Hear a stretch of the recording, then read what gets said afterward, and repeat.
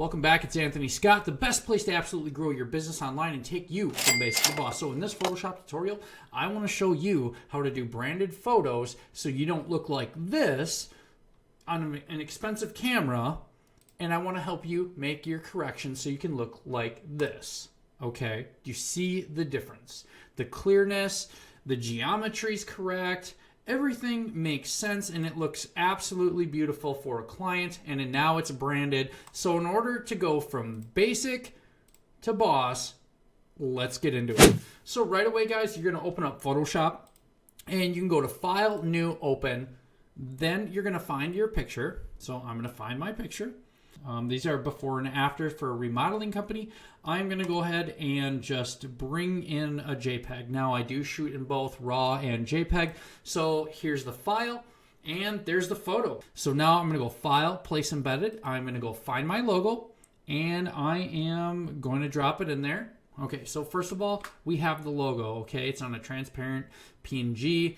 I brought it in here. It's a smart object because this right here, it says it's smart object. It's not going to compress when you downsize. So first thing, you want to make sure that you've okayed it with your clients, that you want to justify. You want some brand justification. You want to have a branded photo. Now this picture is not done. We're going to edit it, but I want you to have the talk with your clients to make sure what your brand justification is. Are you going to justify right, left, center? Are you going to watermark it? If you were going to turn this into a watermark, you would highlight the logo, go to opacity, and you could turn it down. You could also stretch this over the huge middle and then do the same thing for a watermark effect. Essentially, we want to right click, go to blending options. We want to make this logo pop. I totally have permission to make the logo look like this. And this is just bevel and emboss. You see the difference right there, right? And now if I want to highlight this, I can open this. I go inner bevel or outer bevel, okay? I like that outer bevel, and I also like this inner bevel. As you see, it does kind of push into the logo a little bit, but it looks really nice at a very small inner bevel or even outer bevel.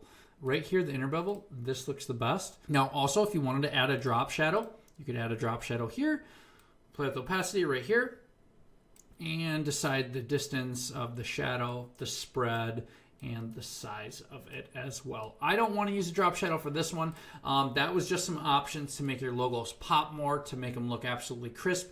You do want to send them a version of that and export it on a transparent background, which would be this. You'd file export and just make it bigger and show your client like, hey, are you on board with that? So you're not branding your clients incorrectly, or you're not doing something that they're not on board with, okay?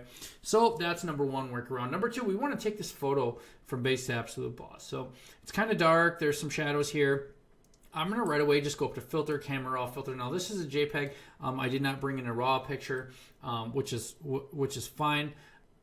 So, and I know some photographers might disagree, but I normally, I do work with raw photos. It allows more dynamic color range, and more, it's a larger file size. So right away, I'm going to start up here at the basic, and we're going to play with the exposure, right? We're going to turn that up a little bit. We're going to add a little bit of contrast, but as you can see, we got some yellowing and some orangey looking colors, right?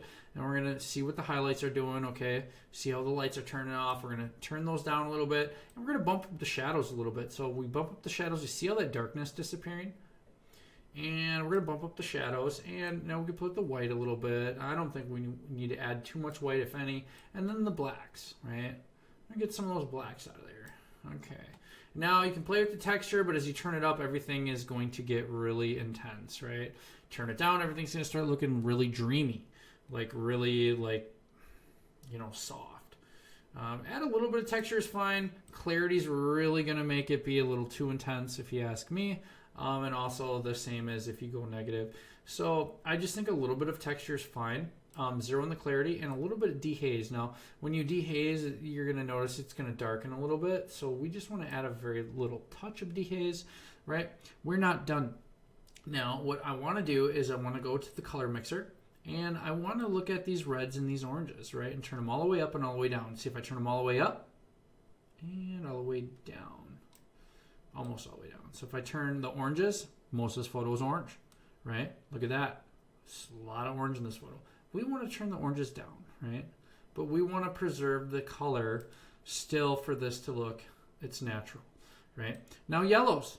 This is where it's going to turn more natural or blow out and be all like brown yellow. So we're going to turn the yellows down in this case so it looks more appropriate, as if something that you would see. Now, I am really liking this. I might actually go back and turn that texture off or down. As you can see, look at that. Right? Now it's not so harsh in here. All right. So now we got that. Now the biggest win is going to be in our geometry, right? We're going to auto-apply balance perspective correction, and look at that. Go back, right? So you would think that the photo's okay, everything's straight, everything's fine, but when you apply the balance perspective correction, the auto, look at that. Now this is ready to be branded. Now this is ready to go. You could check the other options here. Sometimes, you know, they make sense. Sometimes it's too much. And then sometimes that happens. Back to normal, and boom. Now we have a boss photo, and we're going to go ahead and click OK, and immediate transformation. Now I'm going to show you before and afters of this bathroom. So I'm going to go back. I'm going to hit Control Z, and then I am going to redo it, right? That was basic. And this is a boss photo ready to go, magazine ready. I mean, this is great. This is absolutely amazing. So I'm going to go ahead and file export, and we're going to go ahead and go through a kitchen next. So I'm going to hit export as my export. If you want to avoid this compressing at all, I would go PNG, portable network graphic. It avoids compression and remains unfazed when you send it over email. If you send it in a messenger or on a text, which pictures notoriously compress, and so do video over text messages. 1500 by 1000 is great. All right, we're going to go ahead and export and save this to my file. And I'm just going to probably name this K bathroom, right? So I remember. Okay, hit save and on to the next.